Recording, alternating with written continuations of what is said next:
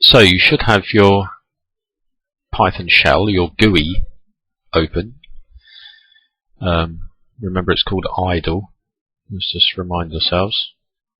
It's this one here, the Python GUI idle. And then the first thing we're going to do is File, New Window, and that opens up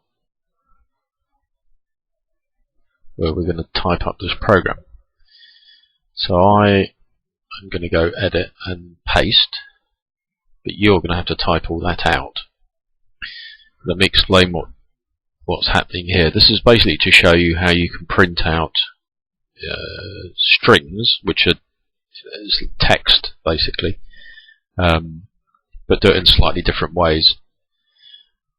This also shows you good practices just to put a bit of a comment, or put comments when you're coding.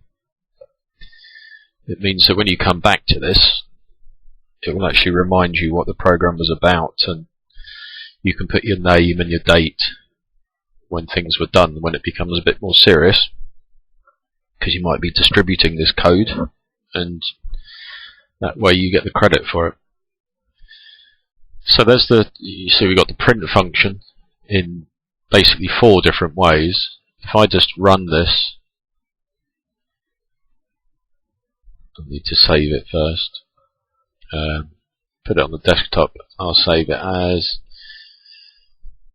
string.py, and then you can see it runs in our interface. And we output the same message, hi, 4 times. Now the first time we do it, it's just the normal way that we've learned. Everything sits there within the double quotes, speech marks. And then on the second time, you can see that we've got a single set of speech marks with the message inside, and that works fine as well. Third time, we're breaking up the message into 3 separate words. And notice how where you've got same, comma, message, comma, it creates a space as well between the 3 words. Then if you want to run it over different lines, obviously this is intended for when your string is quite long and you run out of space over here and you want to start it and continue it on the next line. You just again use the comma, go down to the next line, and Python's quite happy with that. Doesn't matter.